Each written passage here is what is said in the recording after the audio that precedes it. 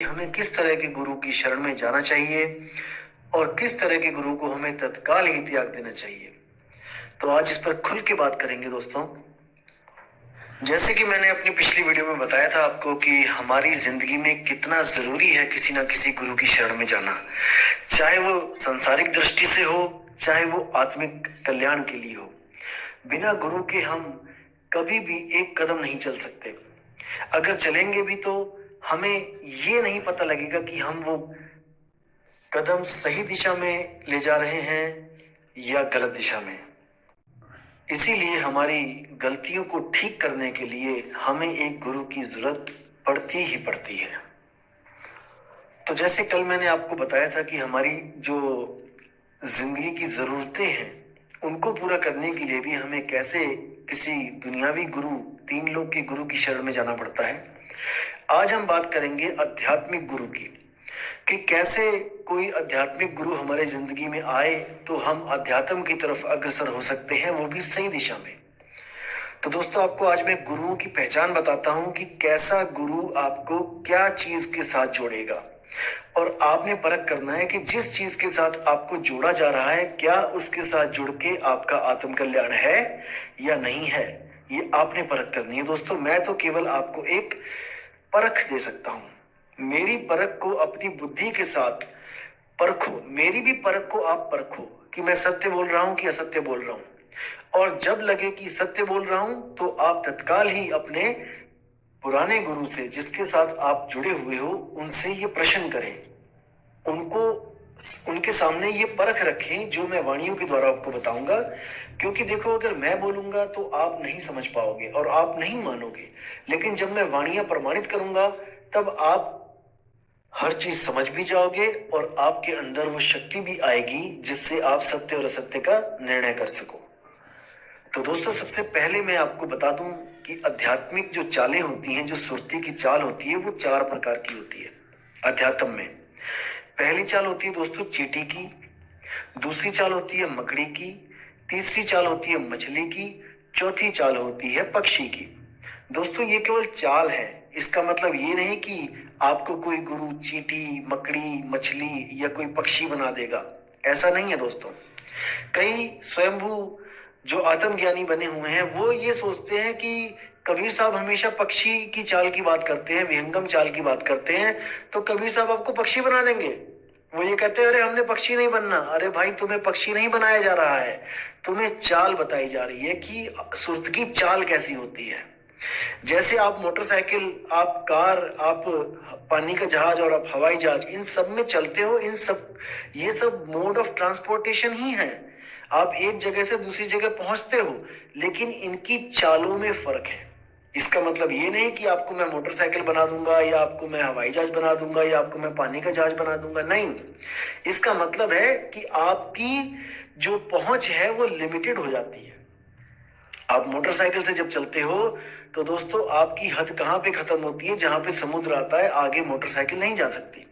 दोस्तों वही हाल कार का भी है। कार मोटरसाइकिल से तेज चलेगी। मोटरसाइकिल 100 की स्पीड, 125 की स्पीड से चलती है, तो कार की चाल में आप 200 250 भी चल सकते हो। मोटरसाइकिल से बहुत तेज चल सकते हो, जल्दी पहुंच सकते हो, लेकिन दोनों की हद समुद्र के तट पे आके खत्म हो जाती है, वहां पर ही आगे नहीं जा सकते। दोस्तों उसके बाद जो जहाज होता है वो समुद्र को आगे पार करके दूसरे देश तक जा सकता है, ये जहाज की चाल है। लेकिन दोस्तों वो आसमान में नहीं उड़ सकता, आप ऊपर नहीं जा सकते। और जो हवाई जहाज है वो आसमान तक में उड़ सकता है, उसकी अलग चाल है। तो इन चालों को भी समझना पड़ेगा, ना कि आपको कोई पक्षी और कोई मकड़ी बनाने की बात कर रहा है।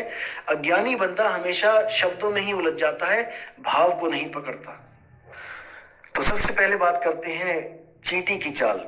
दोस्तों जैसे आपने देखा होगा कि चींटी दीवार पे चढ़ती है, थोड़ा चढ़ती है फिर गिर जाती है, क्योंकि अगर स्लिपरी दीवार हो तो फिर थोड़ा चढ़ती है फिर गिर जाती है, फिर चढ़ती है फिर गिर जाती है, करते करते करते हजारों बार प्रैक्टिस करके वो दीवार के अंत तक पहुंचती है जहां तक दीवार खड़ी है। इसमें उसको बहुत बहुत ज्यादा मेहनत करनी पड़ती है। तो ये दोस्तों सूरत की पहली चाल है। जो गुरु आपको पिंड के चक्रों की साधना करवाए, जैसे गुदा चक्र, नाभि चक्र, हृदय चक्र, कंठ चक्र। अगर इन चक्रों की साधना करवाए कुछ नाम देके, जैसे ओम, क्लीम, हरिम, सोहम, सत्यम, ऐसे अगर नाम देके आपको जाप करवाता है और पिंड में चक्रों की साधना करवाता है, तो वो प्रथम चाल वाला गुरु है, यानी चींटी की चाल वाला गुरु है। वो गुरु आपको चींटी की चाल चलवा रहा है, सुरती को ऊपर की तरफ उठवा रहा है। तो दोस्तों उससे कल्याण नहीं होगा। दीवार गिरेगी तो साथ में चींटी भी गिरेगी। जैसे ही ये पिंड गिरेगा तो ये चक्र भी गिरेंगे और ये सुरती भी वापस गिर जाएगी, क्योंकि चींटी बिना आधार के नहीं चल सकती, दीवार का आधार लेके ही चलेगी। दीवार का मतलब ये शरीर, इनमें जो चक्र हैं, जब शरीर गिरेगा तो चक्र भी खत्म होंगे और सुरती फिर नीचे गिर जाएगी, फिर जन्मों में आ जाएगी। दूसरा दोस्तों, दूसरी चाल है मकड़ी की चाल। अब आप मकड़ी को भी देखिए कि कैसे दीवार पे चढ़ती है।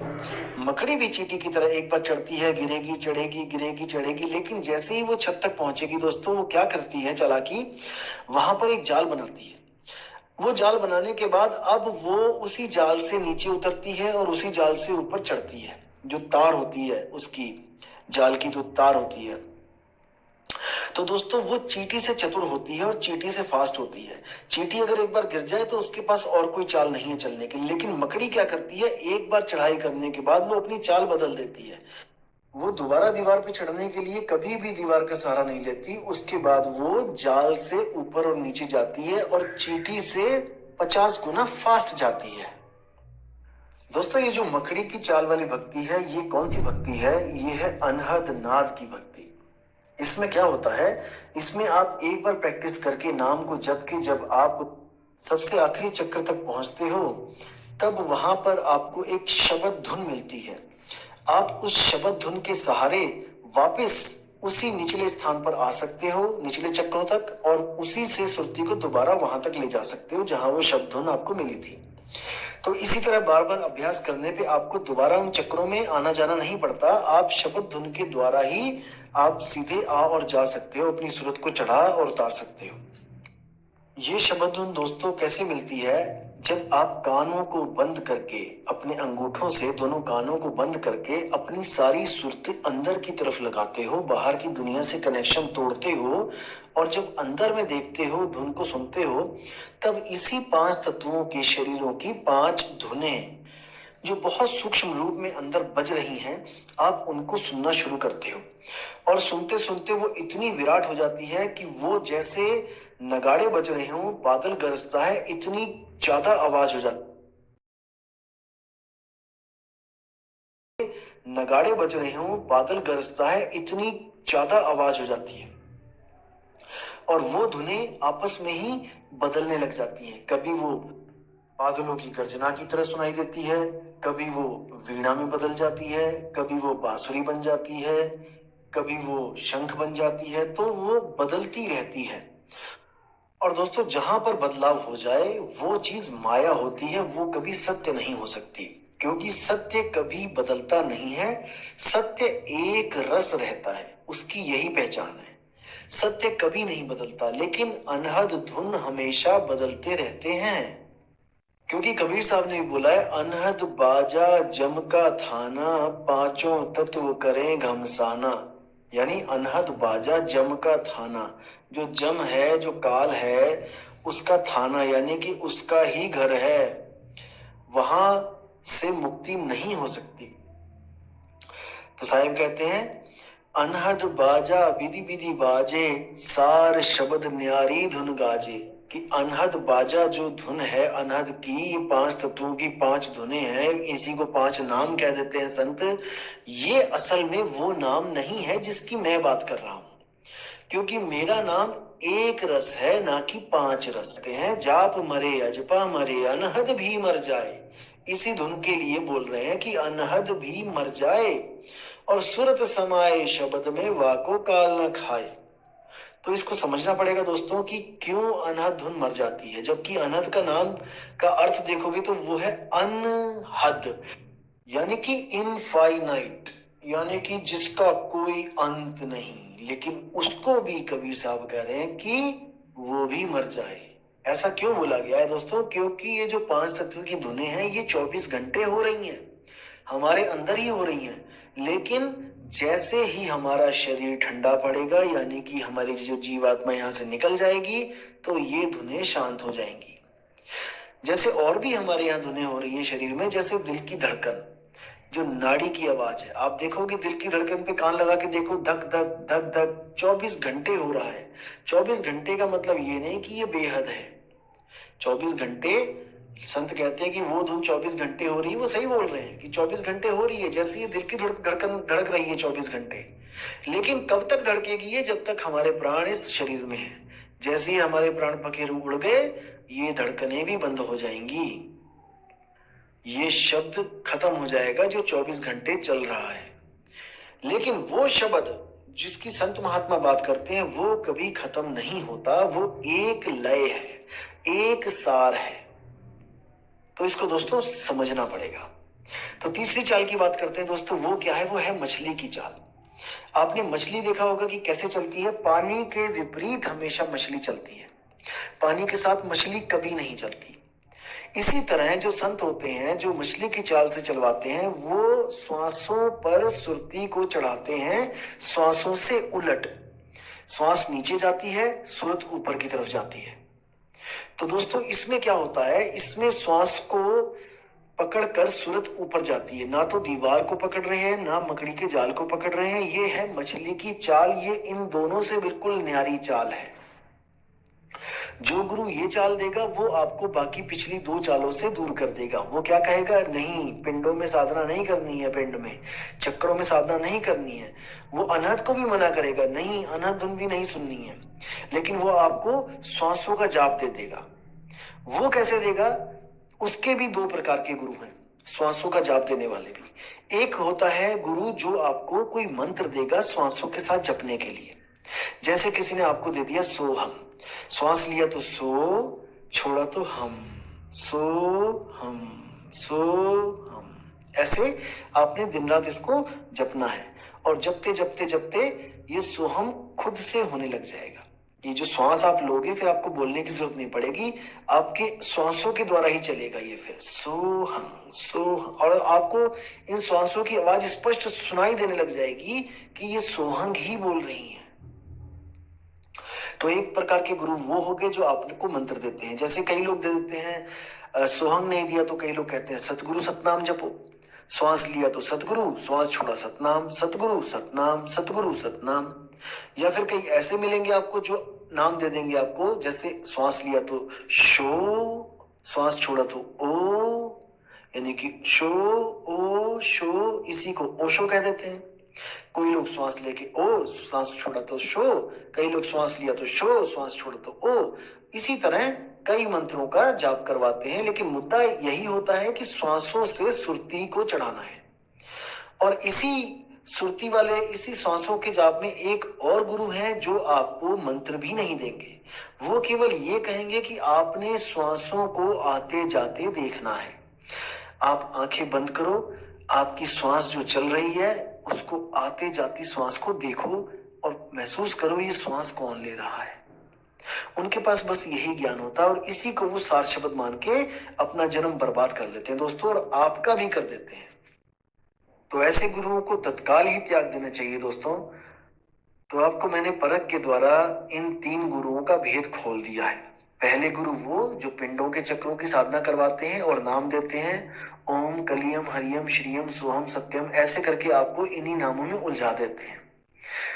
दूसरे प्रकार के दो जो गुरु होते हैं वो कौन है? जो पांच नाम देते हैं, ज्योत निरंजन, ओंकार, रारंकार, सोहंग, सतनाम। इन पांच नामों को ही कहते हैं कि यही पांच धुनों के नाम हैं। वो यही नाम आगे जाके धुनों में कन्वर्ट हो जाते हैं, और वही पांच धुन अनहद नाद को ये सत्य मानकर बैठ जाते हैं। उसी अनहद को ये परमात्मा कहते हैं, और कबीर साहब उसी अनहद को कहते हैं कि अनहद भी मर जाए। तो इनका जो परमात्मा अनहद है, वो कबीर साहब की नजरों में वो भी मर जाता है। अब आगे जो तीसरा गुरु मैंने बताया, वो आपको सोहंग का जाप देते हैं, या सतगुरु सतनाम का जाप देते हैं, या ओ शो का जाप देते हैं, कोई भी श्वासों का जाप देते हैं, या फिर नहीं भी देते हैं तो आपको श्वासों को ध्यान से देखने की बात करते हैं। ऐसे तीनों गुरुओं को तत्काल ही त्याग देना चाहिए, लेकिन तब त्यागना चाहिए जब आपको इनसे आगे का रास्ता पता लग जाए तब। वरना दोस्तों पीछे वाले को भी छोड़ दिया और आगे वाले का पता नहीं, तब तो भवजल में जाना ही जाना पड़ेगा। इसलिए अब मैं आपकी कुछ मदद करने के लिए आपको बताना चाहता हूं कि इससे आगे का गुरु, जो चौथे प्रकार का गुरु है, वो कौन होता है।